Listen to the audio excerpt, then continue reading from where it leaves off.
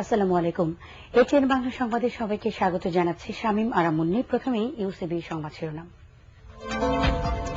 লিবিয়ার ওপর জাতিসংঘে নিষেধাজ্ঞা জারি, অন্তর্বর্তীকালীন প্রশাসন গঠনের উদ্যোগ বিক্ষোভকারীদের। বিদেশিদের সহায়তায় দেশটি ছাড়লেন ৪,৫০০ বাংলাদেশি।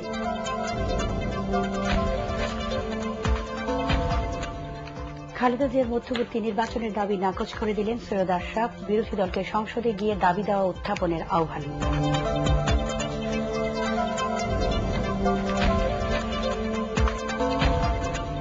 শেয়ার বাজারে চলছে আস্থাহীনতা, শতভাগ লভ্যাংশ ঘোষণার পরও থামছে না দরপতন। মার্চেন্ট ব্যাংকিং এর নামে ব্যাংকগুলো তামাশা করছে, মন্তব্য ডক্টর ফরাসুদ্দিনের। বড় শহরে একের অধিক জমি ও বাড়ির মালিকদের উপর নতুন করে সম্পত্তি কর আরোপ করা হবে, জানালো এনবিআর।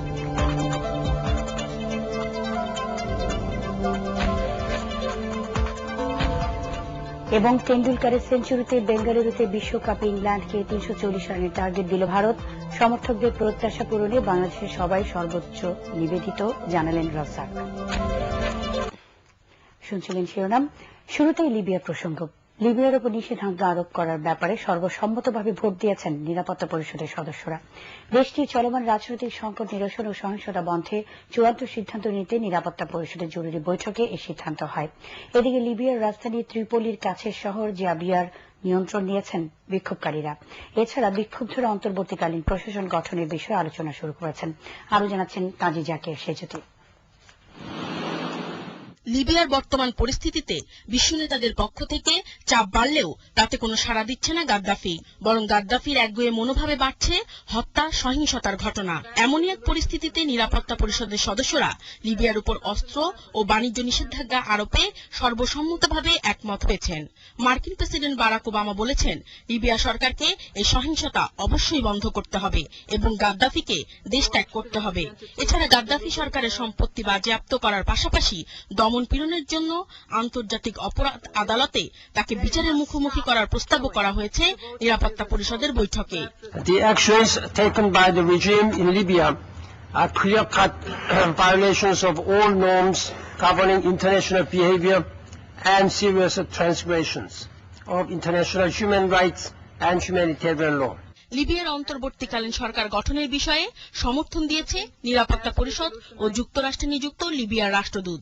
গাদ্দাফির মন্ত্রিসভা থেকে পদত্যাগ করা আইনমন্ত্রী মোস্তফা আবদেল জলিল বলেছেন, আগামী ৩ মাসের মধ্যে একটি সাধারণ নির্বাচন অনুষ্ঠানের লক্ষ্যে সামরিক ও বেসামরিক ব্যক্তিদের নিয়ে একটি কমিটি গঠনের প্রস্তুতি নেওয়া হচ্ছে।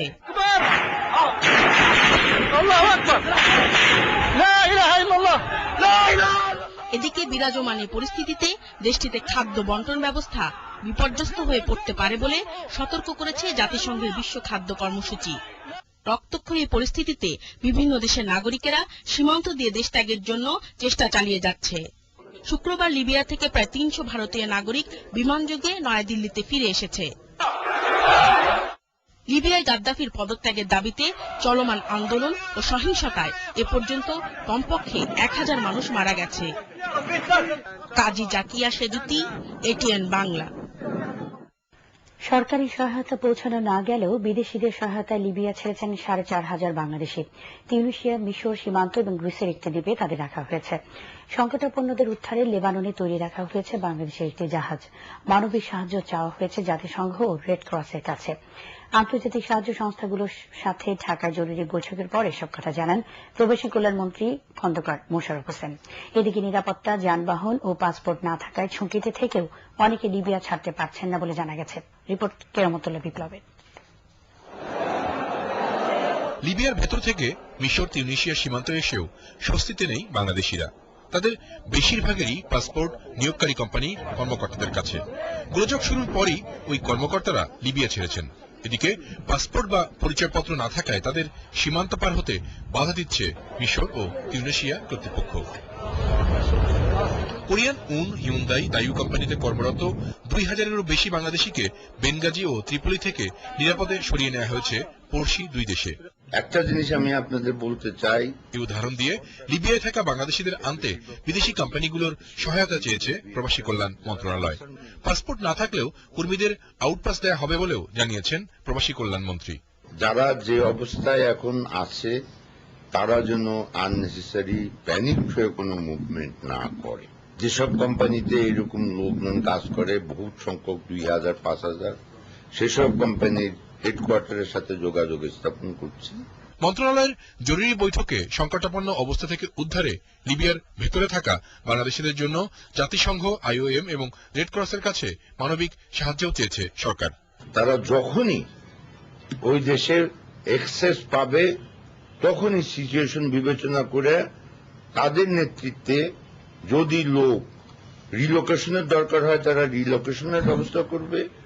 যদি দেশেই থাকা অসম্ভব হয়ে দাঁড়ায় তাহলে শুধু বাংলাদেশই নাই, পৃথিবীর অন্য অন্য দেশের লোকদেরও মাস এভাকুয়েশনের ব্যবস্থা সরকার ইন্টারন্যাশনাল অর্গানাইজেশনের মাধ্যমে করবে। লিবিয়ায় থাকা 60,000 বাংলাদেশি নাগরিকের অর্ধেকই এখনো নিরাপদে তাদের ক্যাম্প, কলোনি বা কারখানায় আছেন এবং আন্তর্জাতিক সংস্থাগুলোর মাধ্যমে তাদের কাছে খাবার পৌঁছানোর চেষ্টা চলছে বলেও জানিয়েছেন প্রবাসী কল্যাণমন্ত্রী।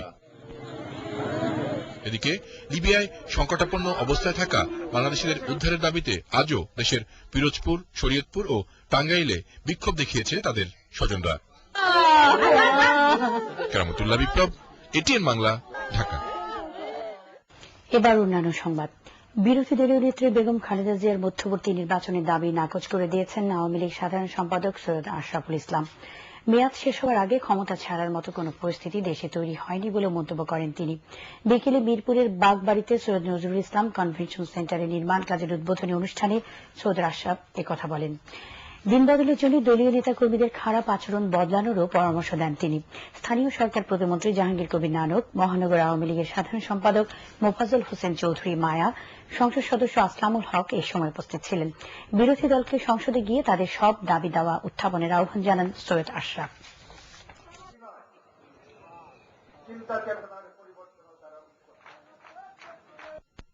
তিনি একটা ছোট্ট অনুষ্ঠানে হুঙ্কার দিয়ে বললেন সরকারকে এখনই পদত্যাগ করতে হবে এবং এখনই নির্বাচন দিতে হবে।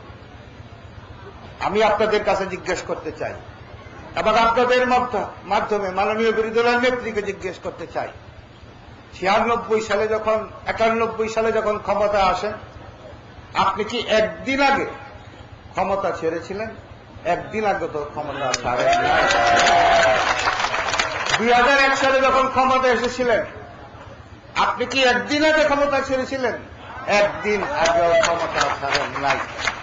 আপনি তো সেই দৃষ্টান্ত স্থাপন করেন নাই, তাহলে কিভাবে অন্যেরা দৃষ্টান্ত স্থাপন করবে সেটা আপনি কিভাবে আশা করেন?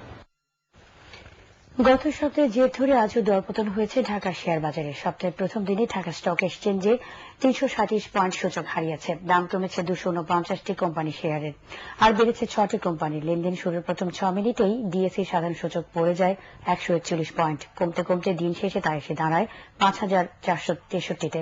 মোট 501 কোটি টাকার শেয়ার হাতবদল হয়। টানা কয়েকদিন সূচক বাড়ার পর গত মঙ্গলবার থেকে প্রতিদিনই কমছে 2 স্টক এক্সচেঞ্জের সূচক। চট্টগ্রাম স্টক এক্সচেঞ্জেও 861 পয়েন্ট সূচক কমেছে। লেনদেন হওয়া 177টি কোম্পানির মধ্যে কমেছে 174টি কোম্পানির শেয়ারের দাম।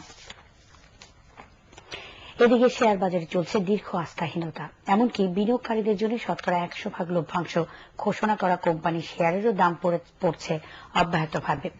বাজার বিশেষজ্ঞরা বিষয়টিকে দেখছেন অযৌক্তিক আস্থাহীনতা হিসেবে। আরো জানাচ্ছেন মোর্শেদ আলম। রোববার সপ্তাহের শুরুতেই আইডিএলসি ফাইন্যান্সের শতকরা 65% স্টক লভ্যাংশ ঘোষণার খবরটি বাজারে আসে। অর্থাৎ কোনো বিনিয়োগকারীর হাতে 100টি আইডিএলসি থাকলে বিনামূল্যে তিনি আরও পাবেন 65টি। উপরে হিসেবে থাকছে 35% নগদ লভ্যাংশ। তারপরও এদিন কোম্পানিটির শেয়ারের দর পড়ে যায় 348 টাকা, অর্থাৎ শতকরা প্রায় 9%। একইভাবে এর আগে ঘোষণা করা কোম্পানিগুলোরও দাম কমছে প্রতিদিনই। এই কাতারে আছে national bank, one bank, eastern bank, গ্রামীণ ফোন সহ অনেক কোম্পানির। এমনকি শতকরা 200% নগদ লভ্যাংশ ঘোষণা করা গ্লাক্সো স্মিথও। কেন এমন হচ্ছে? বিনিয়োগকারীদের অযৌক্তিক আস্থাহীনতা, হুজুকে মাতার লক্ষণটা এইটা কিন্তু এখনো যাচ্ছে না। যখন কমছে সবই কমছে, ভালো মন্দগুলো বিচার না করে। আবার উঠার সময় দেখা যায় যখন উঠছে, যে এর আগের সপ্তাহে যদি 2 দিন উঠেছিল তখন আবার দেখা গেছে যে উঠছে তো সবই উঠছে। যতই ডিভিডেন্ড দেও যেহেতু আস্থা নেই, ভবিষ্যতে দাম পড়ে গেলে কারণ এক্স ডিভিডেন্ড ডেটে যে প্রাইস কারেকশনটা হবে তারপর আর বাজার দর ফেরত আসবে কিনা এই কনফিডেন্সটা না থাকাতেই আর দাম উঠে আসছে না। বিশ্লেষকরা আরো বলছেন, বর্তমানে শেয়ার বাজারে আরো একটি বড় সমস্যা তারল্য সংকট। বাজার স্থিতিশীল রাখতে দায়িত্বশীল ভূমিকা রাখছেন না প্রাতিষ্ঠানিক বিনিয়োগকারীরাও। তাহলে ক্ষুদ্র বিনিয়োগকারীদের স্বার্থ রক্ষায় এখন কি বা করার আছে? আমাদের যে প্রাতিষ্ঠানিক বিনিয়োগকারী যেগুলো আছে তারা মোটামুটি একটা ব্রোকার হাউসের মতো রোল প্লে করছে, তারা ঠিক অ্যাসেট ম্যানেজমেন্ট করছে না। এই অবস্থায় পলিসি লেভেল থেকে মানে খুব একটা করার কিছু আছে বলে আমার কাছে মনে হয় না। অনেক মূল্য সংশোধন হয়েছে, অনেকগুলি শেয়ার এখন খুব ভালো দামে চলে আসছে।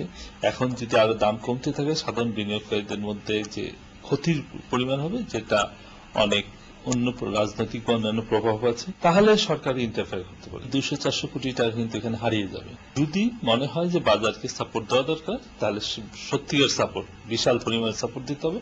বিশেষজ্ঞদের মতে এই মুহূর্তে বাজারের বেশিরভাগ প্রতিষ্ঠানেরই শেয়ারের দাম অনুপাতে আয় মোটামুটি ভালো। তারপরও দর পড়ছে ভালো মৌলভিত্তির অনেক কোম্পানির। পরিস্থিতি মোকাবেলায় সরকার ও বেসরকারি খাতের নীতি নির্ধারকদের একযোগে কাজ করার পরামর্শ দিয়েছেন তারা। মুর্শিদ Alam, ATN Bangla, Dhaka. Merchant banking এর নামে ব্যাংকগুলো এক ধরনের তামাশা করছে বলে মন্তব্য করেছেন বাংলাদেশ ব্যাংকের সাবেক গভর্নর ডক্টর মোহাম্মদ ফরাসউদ্দিন। তিনি বলেন, মূলধন বাড়ানো নয়, আমাদের দেশে পুঁজিবাজার এখন হয়ে উঠেছে শেয়ার কেনাবেচার কেন্দ্র। টাইমস স্ট্রিপ পত্রিকার ব্যাংক রেটিং অনুষ্ঠানে এসব কথা বলেন সাবেক এই গভর্নর। সানাল হকের রিপোর্ট। মূলধন, সম্পদ ব্যবস্থাপনা, আয়, তারল্য আর ঝুঁকি, আন্তর্জাতিক মানদণ্ড, ক্যামেল রেটিং এর এসব দিক পর্যালোচনা করে 10টি ব্যাংককে সেরা ব্যাংক হিসেবে রেটিং করেছে ইংরেজি সাপ্তাহিক দ্য ইন্ডাস্ট্রি, যাতে অনেক সফল ব্যাংক নেমে গেছে দ্বিতীয় ধাপে আর সরকারি ব্যাংকগুলো তৃতীয় ধাপে। ব্যাংক ব্যবস্থাপনা বিষয়ে বলতে গিয়েই শেয়ার বাজারে ব্যাংকগুলোর সম্পৃক্ততা নিয়ে প্রশ্ন তোলেন বাংলাদেশ ব্যাংকের সাবেক governor doctor Mohammad Farasuddin. Merchant banking unfortunately তামাশা বই কিছু নয়। ওনারা নিজেদের কোনো টাকা নেই, ওইটা পড়ার জন্য পদ্মারি করার যে কথাটা বলে সেটাই হচ্ছে কোন রকমের মার্চেন্ট ব্যাংকিং করছে। আমরা ব্যাংকার যারা ডিপোজিট থেকে অত্যন্ত অত্যন্ত ঝুঁকিপূর্ণ ক্যাপিটাল মার্কেটে বিনিয়োগ করি, তাদের কিন্তু বুকে হাত দিয়ে জিজ্ঞেস করতে হবে যে আমি কি আমানত রক্ষা করছি না খেয়ানত করছি। নিয়ম নীতি না মেনে খেলাফি ঋণ মাফ করে দেওয়ার যে প্রবণতা শুরু হয়েছে তার কঠোর সমালোচনা করেন সাবেক এই গভর্নর। বাজারকে স্থিতিশীল করতে শেয়ারের সংখ্যা বাড়ানো, মেম্বার ও ব্রোকারদের আলাদা করা এবং স্টক এক্সচেঞ্জ পরিচালনায় দক্ষ ও যোগ্য লোক নিয়োগের পরামর্শ দিয়েছেন এই আর্থিক খাত বিশেষজ্ঞ। কোন কোন বৃহৎ খেলাপি ইদানিং কালে পরিষ্কার হয়ে গেছে, কথাগুলো মিলিয়ে দেখবে, বুঝতে পারবে কোথায় কি হচ্ছে। ক্যাপিটাল মার্কেটের কাজ হলো কিন্তু মূলধন সৃষ্টি করা, ইকুইটি সৃষ্টি করা। এখানে কিন্তু তার ধারে কাছে যাচ্ছে না। আইপিওর কোনো বিকল্প নাই, আইপিও আনতে হবে। গভর্নমেন্টের শেয়ার এই 5 মাসে 6 মাসে আনবে এগুলো বললে তো হবে না, আনতে হবে। যিনি মেম্বার তিনি ব্রোকার, মোস্ট আনএক্সেপ্টেবল। এটা হইতে পারে না, আলাদা হইতে হবে। ভবিষ্যতে ব্যাংকের রেটিং করার সময় তাই ভালো ব্যাংকের মতো খারাপ ব্যাংকেরও রেটিং করার পরামর্শ দেন সাবেক এই গভর্নর। সানাউল হক, এটিএন বাংলা, ঢাকা। সরকারি লোকজন শেয়ার বাজার কেলেঙ্কারি ও লুটপাটের ঘটনা ঘটিয়েছে বলে অভিযোগ করেছেন বিএনপি স্থায়ী কমিটির সদস্য ব্যারিস্টার মওদুদ আহমদ। বিকেলে জাতীয় প্রেস ক্লাবে এক আলোচনা সভায় তিনি এই অভিযোগ করে বলেন, দলীয় লোক দিয়ে তদন্ত কমিটি করে শেয়ার বাজার ধ্বংসের সাথে জড়িতদের আড়াল করা হচ্ছে। সভায় বিএনপি নেতা আমির খসরু মাহমুদ চৌধুরী বলেন, ভবিষ্যতে বিএনপি ক্ষমতায় গেলে গণশুনানি করে অপরাধীদের চিহ্নিত করা হবে এবং বিচারের মাধ্যমে ক্ষতিগ্রস্ত বিনিয়োগকারীদের ক্ষতিপূরণ দেওয়া হবে। ব্যারিস্টার মওদুদ সময় থাকতে সরকারকে ক্ষমতা ছেড়ে দেওয়ার আহ্বান জানান। সরকারের একটা মদতপুষ্ট একটা গোষ্ঠী, সে 11 জন হোক আর 15 জন হোক, এরা এই সমস্ত কিছু নিয়ন্ত্রণ করেছে। এটা বের করার জন্য কোনো তদন্তের প্রয়োজন নাই। তদন্ত কমিটি করা হয়েছে সত্যিকারের লুণ্ঠনকারীদেরকে বাঁচানোর জন্য করা হয়েছে। যারা এর জন্য দায়ী তাদেরকে অবিলম্বে গ্রেপ্তার করে তাদের শাস্তির ব্যবস্থা করা উচিত। বড় শহরে একের অধিক জমি ও বাড়ির মালিকদের উপর নতুন করে সম্পত্তি কর আরোপ করা হবে। সংসদ ও মন্ত্রিসভা ছাড়া কারো হাতে কর মওকুফের ক্ষমতা থাকছে না। আর জিনিসপত্র বিক্রির ক্ষেত্রে ক্যাশ মেমো দেয়া বাধ্যতামূলক করা হচ্ছে। এসব বিধিবিধান রাখা হয়েছে সংশোধিত কর আইনের খসড়ায়।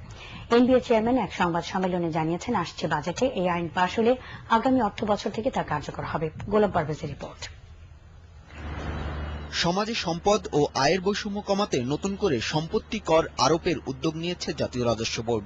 এই ব্যবস্থায় বড় শহরে এক ব্যক্তির একের অধিক বাড়ি বা ফ্ল্যাট থাকলে এবং নির্দিষ্ট পরিমাণ জমির চেয়ে বেশি থাকলে তাকে নতুন করে কর দিতে হবে। প্রচলিত হোল্ডিং ট্যাক্স ও ভূমিকরের বাইরে আলাদাভাবে একটি নির্দিষ্ট হারে এই কর নির্ধারিত হবে। তবে নতুন এই কর আরোপের আওতার বাইরে রাখা হবে কৃষিজমি ও গ্রামীণ সম্পদকে। ন্যায়ভিত্তিক সমাজ যদি প্রতিষ্ঠা করতে হয় তাহলে প্রপার্টি ট্যাক্স বা এই ধরনের ট্যাক্স আমাদের লাগবে। এটাকে আমরা একটা রূপরেখা আপনারা আইডিয়া দেখেন, ওয়েল ট্যাক্স আমরা বলছি, আমরা প্রপার্টি মূলত আপনারা চিন্তা করেন ল্যান্ড এবং বিল্ডিং স্ট্রাকচার, যেটা রিয়েল স্টেট, এর উপরে কি হারে হবে এগুলো নিয়ে আমরা পরে বিস্তারিত আলাপ করব। তো এই কনসেপ্টটাকে আপনার কাছে তুলে ধরা। ভ্যাট ও ডাইরেক্ট ট্যাক্স আইন সংশোধনের মূল উদ্দেশ্য হচ্ছে আইনের জটিলতা কমিয়ে সরকারের রাজস্ব আদায় বাড়ানো। জাতীয় রাজস্ব বোর্ড এজন্য একটি খসড়া চূড়ান্ত করেছে। এতে জিনিসপত্র বিক্রিতে বিক্রেতাকে ক্যাশ মেমো দেওয়ার বিধান বাধ্যতামূলক রাখা হচ্ছে। এতদিন অনেক ব্যবসায়ীর কাছ থেকে ভ্যাট আদায় করা হতো থোক হিসেবে, নতুন আইনে তা বাদ দেওয়া হচ্ছে। শুধু চালানে নয়, এবার ইলেকট্রনিক ব্যাংকিং এর মাধ্যমে নির্দিষ্ট অ্যাকাউন্টে কর দেয়া যাবে। যখন তখন কর মওকুফের সুবিধাও বন্ধ করার বিধান রয়েছে এই খসড়ায়। বিদ্যমান আইনে এই অব্যাহতি সরকার যে কোনো সময় দিতে পারে। আমরা এই অব্যাহতির থেকে রক্ষা পাওয়ার জন্য অব্যাহতির যে সুযোগ সেটি খুব সীমিত করার প্রস্তাব করেছে। এনবিআর চেয়ারম্যান জানান, জানুয়ারি পর্যন্ত সরকারের রাজস্ব আদায় পরিস্থিতি বেশ সন্তোষজনক। গত বছরের তুলনায় এই সময় পর্যন্ত রাজস্ব আদায় প্রায় 29 ভাগ বেশি হয়েছে। গোলাম পারভেজ, এটিএন বাংলা, ঢাকা। গ্রামীণ জনগণের ক্ষমতায়নে জাতীয় ই তথ্য কোষ খুবই কার্যকর ভূমিকা পালন করবে বলে আশা প্রকাশ করেছেন প্রধানমন্ত্রী শেখ হাসিনা। সকালে প্রধানমন্ত্রীর কার্যালয়ে জাতীয় ই তথ্য কোষের উদ্বোধনী অনুষ্ঠানে তিনি এ আশা প্রকাশ করেন। প্রধানমন্ত্রী বলেন, ই তথ্য কোষ থেকে দেশের 4500 একটি ইউনিয়ন তথ্য ও সেবা কেন্দ্র থেকে মানুষ, কৃষি, স্বাস্থ্য, শিক্ষা, আইন ও মানবাধিকার, নাগরিক সেবা সহ জীবন জীবিকা ভিত্তিক প্রয়োজনীয় তথ্য সংগ্রহ করতে পারবেন। আগামী বছর যেন লোডশেডিং এর ভোগান্তি পোহাতে না হয় সেই লক্ষ্যে সরকার কাজ করছে বলে জানান শেখ হাসিনা। সকল নাগরিকের কাছে তথ্য সেবা পৌঁছে দেওয়ার লক্ষ্যে গত বছরের জানুয়ারি মাসে আমরা বাংলাদেশের সবকটি জেলায় জেলা তথ্য বাতায়ন উদ্বোধন করেছি। নভেম্বরে সারা দেশে সকল ইউনিয়ন পরিষদে একযোগে ইউনিয়ন তথ্য ও সেবা কেন্দ্র চালু করা হয়েছে। ডিজিটাল বাংলাদেশের কথা বলতে গেলে সাধারণভাবে একটা সমস্যা বারবার উঠে আসে, তা হলো বিদ্যুতের সমস্যা। যেখানে বিদ্যুৎ নেই সেসব ক্ষেত্রে আমরা বিকল্প ব্যবস্থা করেছি, তবে এই সমস্যা আপনারা জানেন এটা আমাদের তৈরি না। দুর্ভাগ্য হলো যে বিগত 5 বছর জোট সরকার, পরবর্তী তত্ত্বাবধায়ক সরকার জনগণের চাহিদা মোতাবেক তারা বিদ্যুৎ উৎপাদন বৃদ্ধি করেনি। যদিও এ ব্যাপারে আমরা বিদ্যুৎ উৎপাদন বৃদ্ধির জন্য বিভিন্ন কর্মসূচি বাস্তবায়ন করে যাচ্ছি এবং খুব দ্রুত ব্যবস্থা নিচ্ছি। ইতিমধ্যে 34টি বিদ্যুৎ কেন্দ্র আমরা নির্মাণ করতে, আমাদের 5-6টি চালু হয়ে গেছে, আরো প্রায় 6-7টি চালু হয়ে যাবে খুব শীঘ্র। প্রায় 1150 মেগাওয়াট বিদ্যুৎ আমরা জাতীয় গ্রিডে ইতিমধ্যে সংযোগ করতে সক্ষম হয়েছি এবং আমরা যে টার্গেট নির্দিষ্ট করে কাজ করে যাচ্ছি, আশা করি এই সমস্যাও ইনশাআল্লাহ আমরা সমাধান করতে পারব। পাওয়ার এনার্জি ড্রিঙ্কস বিশ্বকাপ প্রতিদিন।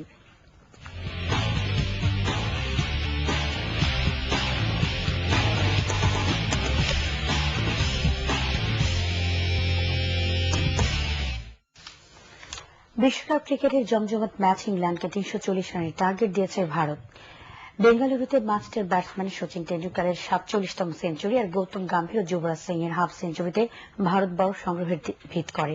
টিম বেসম্যানের 5 উইকেট শিকারে শেষ পর্যন্ত ভারত 339 রানে অল আউট হয়। আরো জানাচ্ছেন হান্নান খান। বেঙ্গালুরুতে বিশ্বকাপ ক্রিকেটের দ্বিতীয় ম্যাচে টস জিতে ব্যাট করতে নেমে বরাবরের মতোই ঝোড়ো সূচনা ভারতের। ইংলিশ বোলারদের মাঠের বাইরে পাঠিয়ে সেবাগ টেন্ডুলকার 8 ওভারেই তুলে নেন 46 রান। অবশ্য এর মাঝে বাংলাদেশের বিপক্ষে 175 রান করা সেবাগকে উইকেটের পেছনে তালুবন্দি করান টিম ব্রেসম্যান। সেবাগের বিদায়ে খোলস ছেড়ে বেরিয়ে আসেন সচিন টেন্ডুলকার। 66 বলে 3-4 আর 2 ছক্কায় তুলে নেন হাফ সেঞ্চুরি। দ্বিতীয় উইকেটে গম্ভীরকে সাথে নিয়ে দলের স্কোরে 134 রান জুড়ে দেন টেন্ডুলকার।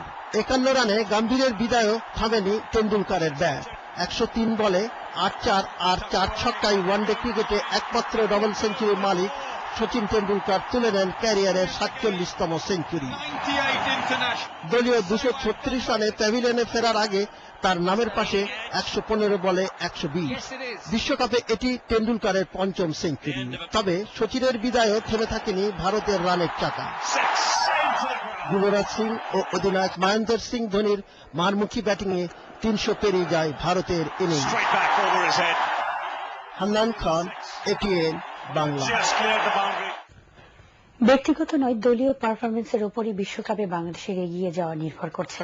সমর্থকদের প্রত্যাশা পূরণে দলের সবাই সর্বোচ্চ নিবেদিত বলে জানিয়েছেন দেশ সেরা স্পিনার আব্দুর রাজ্জাক। এটিএন বাংলার সাথে একান্ত সাক্ষাতে রাজ্জাক আরও জানান, আয়ারল্যান্ডের সাথে তাদের সামর্থ্যের প্রতি আত্মবিশ্বাস অনেকগুণ বেড়েছে। দুদিন বিশ্রামের পর ওয়েস্ট ইন্ডিজের জন্য প্রস্তুত হতে আগামীকাল থেকে আবার অনুশীলন শুরু করবে বাংলাদেশ। আব্দুল্লাহ হীরা রিপোর্ট। দুদিনের ছুটি পেয়ে ক্রিকেটারদের সবাই বিশ্রামে। এই অবসরে হোটেল ছেড়ে কেউ কেউ আবার বাসায় আত্মীয় পরিজনের সাথে। অবশ্য ফাঁকে ফাঁকে হোটেলের জিমেই ক্রিকেটাররা সেরে নিচ্ছেন শারীরিক প্রস্তুতি। এসবই আয়ারল্যান্ডের বিপক্ষে ম্যাচ জয়ের পরের দুদিন ক্রিকেটারদের হালচাল। গত খেলায় টিম স্পিরিটই ম্যাচ জয়ের মূল মন্ত্র ছিল, আর তা ধরে রেখে এগিয়ে যেতেও আত্মবিশ্বাসী দলের সবাই। আমার যেটা কাজ সেটা ফার্স্ট সেটা করা, তারপর আমাদেরটা করা। আমাদের কাজটা সবকিছু ঠিকঠাক মতো করতে পারলে আই থিঙ্ক ভালো কিছু আশা করা সম্ভব।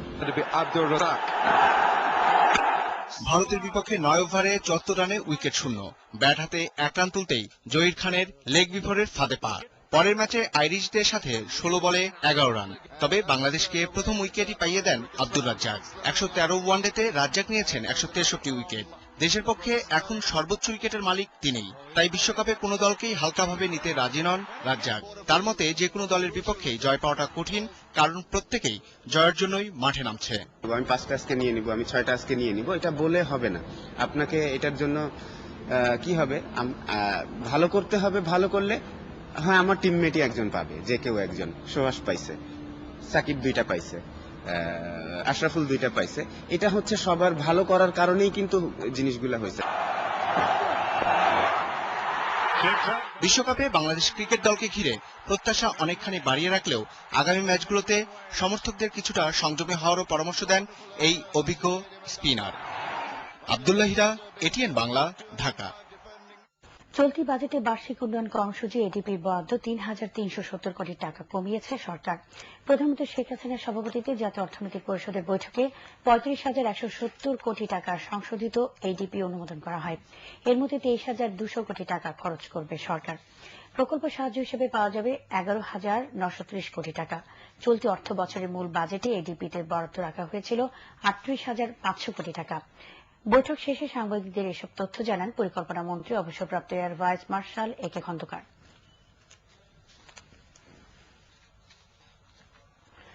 বিডিআর বিদ্রোহে নিহত 58 সেনা কর্মকর্তার পরিবারকে আজ চেক হস্তান্তর করেছেন প্রধানমন্ত্রী শেখ হাসিনা। এবার নিয়ে তৃতীয়বারের মতো এই অর্থ সহায়তা দেওয়া হল। বিকেলে গণভবনে এক অনুষ্ঠানের মধ্য দিয়ে প্রধানমন্ত্রী নিহত পরিবারের সদস্যদের হাতে চেক তুলে দেন। প্রতিটি পরিবার পেয়েছে 4,80,000 টাকা। শহীদ পরিবারগুলোর জন্য সরকারি বেসরকারি মোট 26টি ব্যাংক এই সহায়তার ফান্ড তৈরি করেছে।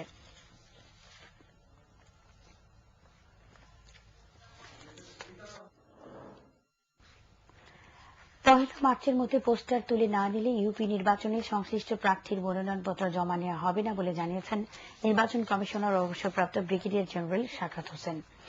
দুপুরে নির্বাচন কমিশন সচিবালয়ে তিনি কথা জানান। নির্বাচন এলাকায় কোন ধরনের সহিংসতার ঘটনা ঘটলে তার দায়ভার প্রার্থী, স্থানীয় প্রভাবশালী ব্যক্তি এবং সংসদ সদস্যকে নিতে হবে বলে জানান তিনি। আরও জানাচ্ছেন অনিন্দিতা কামাল। ইউনিয়ন পরিষদের সম্ভাব্য প্রার্থীদের নির্বাচনী আচরণবিধি পুরোপুরি মেনে চলার নির্দেশ দিয়েছে নির্বাচন কমিশন। দুপুরে কমিশন সচিবালয়ে কমিশনার এম শাখাত হোসেন বলেন, যদি কোনো প্রার্থী নির্বাচনী আচরণবিধি লঙ্ঘন করে তবে তার বিরুদ্ধে কঠোর ব্যবস্থা নেবে কমিশন। তিনি মঙ্গলবারের মধ্যে সব পোস্টার তুলে নেওয়ার নির্দেশ দেন।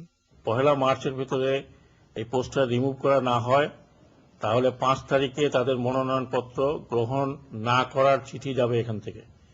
এবং এটার কোনো প্রমাণাদি যদি পাওয়া যায় যে দেয়ালে বা কোনো বেড়াতে বা কোনো গাড়িতে বা কোনো রিকশায় ওই ধরনের লোকের পোস্টার আছে যারা বিভিন্ন পদের জন্য প্রার্থী হচ্ছেন, তাদের প্রার্থিতা গ্রহণ করা হবে না। কমিশনার আরো বলেন, ইউনিয়ন পরিষদ নির্বাচন সম্পূর্ণ নির্দলীয় একটি নির্বাচন। এখানে স্থানীয় সংসদ সদস্যদের কাজ শুধুমাত্র ভোটের দিন ভোট দেয়া। এর বাইরে তারা যদি প্রার্থী বাছাই করা সহ এলাকায় প্রভাব বিস্তার করার চেষ্টা করেন তবে তাদের বিরুদ্ধে ব্যবস্থা নেবে কমিশন। মাননীয় সংসদ সদস্যরা এই নির্বাচনে এখন থেকে হস্তক্ষেপ করার চেষ্টা করছেন। ইতিমধ্যেই একটি ইউনিয়নে আমাদের শিডিউল দেওয়ার আগেই এই প্রার্থী নির্বাচন নিয়ে একজন প্রাণ হারিয়েছেন। কোথাও যদি নির্বাচন নিয়ে কোনো সহিংসতা ঘটে সেটার দায় দায়িত্ব তাহলে ওই এলাকার প্রভাবশালী লোক এবং যদি কোনো মাননীয় সংসদ সদস্য থাকেন তাকে নিতে হবে। আমরা যদি মনে করি যে কারো কারণে নির্বাচন সুষ্ঠু হচ্ছে না, সুষ্ঠু নির্বাচনের হুমকি স্বরূপ হচ্ছে, সেক্ষেত্রে আমরা অ্যাকশন নিতে পারি। এদিকে প্রথম পর্যায়ে উপকূলবর্তী 596টি ইউনিয়ন পরিষদের নির্বাচন হওয়ার কথা থাকলেও সীমানা সংক্রান্ত জটিলতা সহ নানা কারণে এ সংখ্যা কমে যেতে পারে বলে জানিয়েছেন কমিশনার। অনিন্দিতা কামাল, এটিএন বাংলা, ঢাকা। আন্তর্জাতিক অপরাধ ট্রাইব্যুনালের তদন্ত কাজে গতি আনতে 10 ইন্সপেক্টর সহ আরো 30 জন পুলিশ সদস্যকে নিয়োগ দেওয়া হচ্ছে। ট্রাইব্যুনালের তদন্ত ও আইন কর্মকর্তাদের সাথে বৈঠকে আইন ও স্বরাষ্ট্র মন্ত্রণালয় এই সিদ্ধান্ত নেয়। পরে স্বরাষ্ট্র এবং আইন প্রতিমন্ত্রী জানান, ট্রাইব্যুনালের কাজের সুবিধার জন্য প্রয়োজনীয় অবকাঠামোর সাথে জনবলও বাড়ানো হচ্ছে। এইসব সুবিধা বাড়ানোর ফলে আগামী স্বাধীনতা দিবসের আগে ট্রাইব্যুনালের কাজে উল্লেখযোগ্য অগ্রগতি হবে বলেও আশা করেন তারা। 10 জন ইন্সপেক্টর, 10 জন সাব ইন্সপেক্টর এবং 10 জন কনস্টেবল, আরো 5টি টিম নতুন করে হবে, সেই ব্যবস্থা করা হচ্ছে।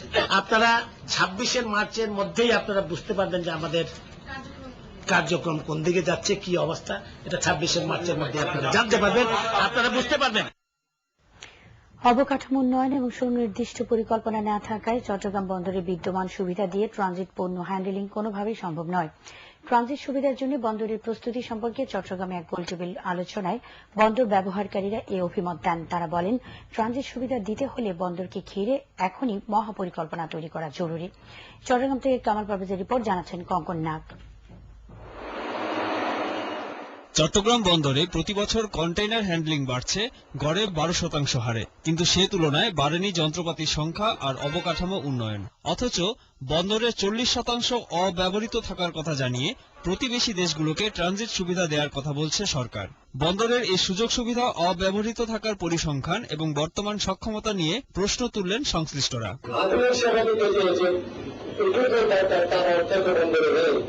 আর জাতীয় আছে তার 60% অপরিণয় করে আছে। এই যদি হয় বাস্তবতা, জানি না কিভাবে ট্রানজিট দিয়ে আঞ্চলিক পর্যায়ে সেবা দেবেন। সরকারকে বলে দিলেন যে আপনার 40% এক্সেস ক্যাপাসিটি আছে, on the basis of that সরকার আপনার কোর্টটা রিজিওনালে খুলে দিলেন, আপনার আরো কন্টেইনার আসলো। চট্টগ্রাম বন্দরে ট্রানজিট সুবিধা দেওয়ার কথা বলা হলেও এই বন্দরকে ঘিরে এখন পর্যন্ত নেওয়া হয়নি কোনো মহাপরিকল্পনা। ট্রানজিট সুবিধা দিতে হলে বন্দর পরিচালনায় রাজনৈতিক হস্তক্ষেপ বন্ধের পাশাপাশি বন্দর উন্নয়নের বিষয়টি অগ্রাধিকার দেওয়ার কথাও বলেছেন সংশ্লিষ্টরা। যে সার্ভিসটা আমার কাছে আছে সেই সার্ভিসটা আমি বিক্রি করতে হবে। এখানে দরকারটা কি? পলিটিক্যাল উইল, পলিটিক্যাল বাধা আছে, মিনিস্ট্রিয়াল বাধা আছে, এবং যে কাজ হবে তার হাত বাধা, তাকে ক্ষমতা দিতে হবে তার যতটুকু সম্ভব। ইংরেজি দৈনিক ডেইলি স্টার এবং চট্টগ্রাম চেম্বারের যৌথ আয়োজনে এই গোলটেবিল আলোচনায় বন্দর পরিচালনায় অভিজ্ঞ জনবল নিয়োগ এবং সীতাকুণ্ড উপকূল পর্যন্ত বন্দর সম্প্রসারণের ওপর জোর দেন আলোচকরা। Bureau report, ATN Bangla. অসহায় মুক্তিযোদ্ধা, অনাথ ও পথ শিশুদের সেবার উদ্দেশ্যে সাখাওয়াত আলী খানের লেখা 4টি বইয়ের মোড়ক উন্মোচন করা হয়েছে। সন্ধ্যায় এটিএন বাংলার প্রধান কার্যালয়ে প্রতিষ্ঠানের চেয়ারম্যান ডক্টর মাহফুজুর রহমান বইগুলোর মোড়ক উন্মোচন করেন। এই 4টি বই বিক্রি করে যে লাভ হবে তার অর্ধেকই দুস্থ মানুষের সেবায় দান করা হবে বলে জানান লেখক। অমর প্রকাশনী থেকে প্রকাশ করা এই বইগুলো হল শ্রেষ্ঠ লজ্জা, বাঘের ভালোবাসা, একটি পিপিলিকা ও চন্দ্রবালিকা।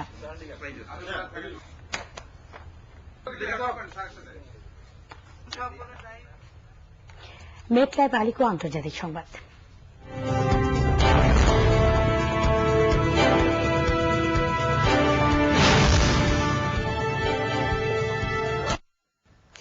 সম্ভাব্য সরকার বিরোধী বিক্ষোভ ঠেকাতে সতর্ক অবস্থান নিয়েছে চীনের নিরাপত্তা বাহিনী। মধ্যপ্রাচ্যের ধারাবাহিকতায় দেশটিতে শান্তিপূর্ণ বিক্ষোভের ডাক দেওয়ায় এ পদক্ষেপ নেওয়া হয়। বিক্ষোভ ঠেকাতে পোশাকধারী ও সাদা পোশাকের বিপুল সংখ্যক পুলিশ মোতায়েন করা হয়েছে। সাংহাইয়ের পিপলস স্কোয়ারের মতো অন্যান্য গুরুত্বপূর্ণ জায়গায় বিক্ষোভকারীরা যাতে সমবেত না হতে পারে সেজন্য পুলিশ পথচারীদের হটিয়ে দিচ্ছে। এছাড়া নগর পরিষ্কার রাখা ও গাছে পানি দেওয়ার গাড়িগুলো বিভিন্ন জায়গায় মোতায়েন রাখা হয়েছে। বাংলাদেশ মহিলা আওয়ামী লীগের 42তম প্রতিষ্ঠা বার্ষিকী আজ। এ উপলক্ষে সংগঠনের নেতাকর্মীরা ধানমন্ডির 32 নম্বরের বঙ্গবন্ধু স্মৃতি জাদুঘরে বঙ্গবন্ধুর প্রতিকৃতিতে শ্রদ্ধা জানান। মহিলা আওয়ামী লীগের সভানেত্রী আশাপুন্নেসা মোশাররফ, সাধারণ সম্পাদক ফজিলাতুন্নেসা ইন্দিরা এই সময় অন্যান্য মধ্যে উপস্থিত ছিলেন।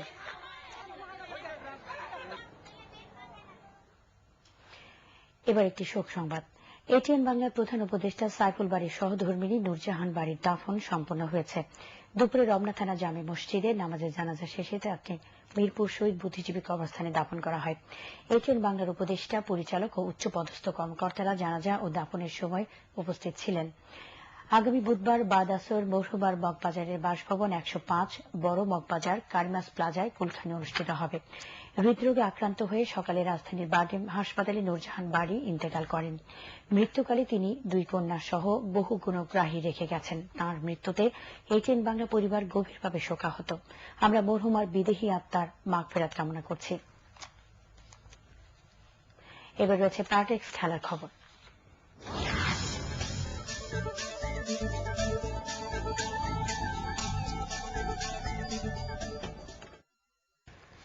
বিশ্বকাপ ক্রিকেটের 2টি ম্যাচ অনুষ্ঠিত হবে আগামীকাল। ভারতের নাগপুরে সকাল 10টায় জিম্বাবুয়ের মুখোমুখি হবে কানাডার, আর বিকেল 3টায় নয়াদিল্লিতে খেলবে ওয়েস্ট ইন্ডিজ ও নেদারল্যান্ডস। নিজেদের প্রথম ম্যাচে জিম্বাবুয়ে 91 রানে হার মানে অস্ট্রেলিয়ার কাছে। তাদের প্রতিপক্ষ কানাডাও প্রথম খেলায় শ্রীলঙ্কার কাছে 210 রানের বিশাল ব্যবধানে হেরেছে। তবে এই ম্যাচে চমক দেখানোর অপেক্ষায় আছে কানাডা। এদিকে ফিরোজ শাহ কোটলা স্টেডিয়ামে দিন রাতের ম্যাচের জন্য প্রস্তুত ওয়েস্ট ইন্ডিজ ও নেদারল্যান্ডস। হার দিয়ে এবারই মিশন শুরু করলেও ঘুরে দাঁড়ানোর অপেক্ষায় রয়েছে ক্যারিবীয়রা। নেদারল্যান্ডসও প্রথম ম্যাচে ইংল্যান্ডের কাছে হারলেও টেন ডেস্টাটের ব্যাটিং দর্শকদের মুগ্ধ করে। চট্টগ্রামে 11 ও 14 মার্চ হতে যাওয়া বিশ্বকাপ ক্রিকেটের 2টি খেলার টিকিট দেওয়া হবে 9 মার্চ থেকে। তবে ম্যাচের দিন ভেন্যুতে কোনো টিকিট দেওয়া হবে না। নগরীর একটি হোটেলে আয়োজিত এক সংবাদ সম্মেলনে একথা জানান স্থানীয় আয়োজক কমিটির চেয়ারম্যান শফিউল আরেফিন টুটুল। তিনি জানান, বিশ্বকাপকে ঘিরে আগামী 2 দিনের মধ্যে ঢাকার মতো চট্টগ্রামে আলোকসজ্জা করা হবে। এছাড়া বিশ্বকাপকে কেন্দ্র করে কোনো বাণিজ্যিক কার্যক্রম চালানো হলে আইনি ব্যবস্থা নেওয়া হবে বলে জানান তিনি।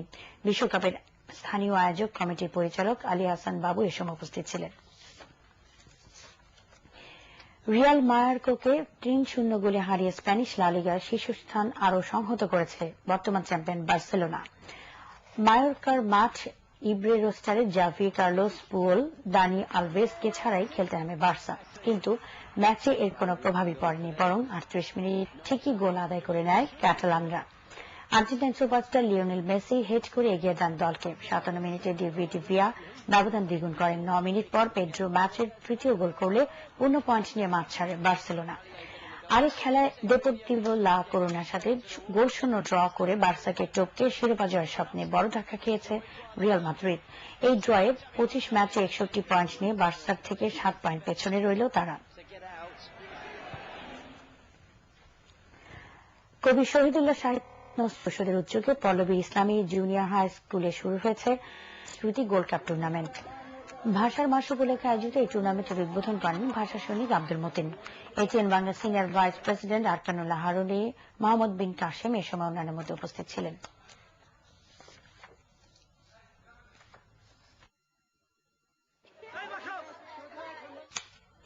এই ছিল এখনকার সংবাদ। শেষ করার আগে ইউসিবি সংবাদ শিরোনাম আরেকবার।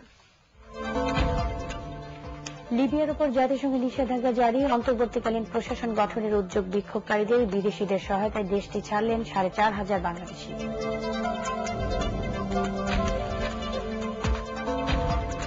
খালেদা জিয়ার মধ্যবর্তী নির্বাচনের দাবি নাকচ করে দিলেন সৈয়দ আশরাফ। বিরোধী দলকে সংসদে গিয়ে দাবি দেওয়া উত্থাপনের আহ্বান।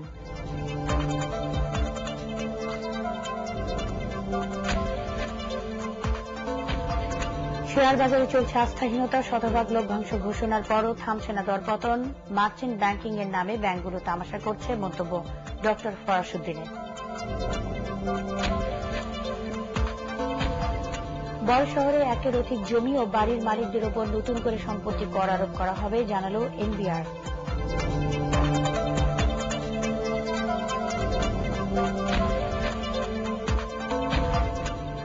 এবং টেন্ডুলকারের সেঞ্চুরিতে বিশ্বকাপ ক্রিকেটে ভারতের বিশাল সংগ্রহ, 339 রানের টার্গেটে ব্যাট করছে ইংল্যান্ড। সমর্থকদের প্রত্যাশা পূরণে বাংলাদেশের সবাই নিবেদিত প্রাণ, জানালেন রাজ্জাক। সবাইকে পরবর্তী সংবাদ দেখার আমন্ত্রণ জানিয়ে শেষ করছি। খোদা হাফেজ।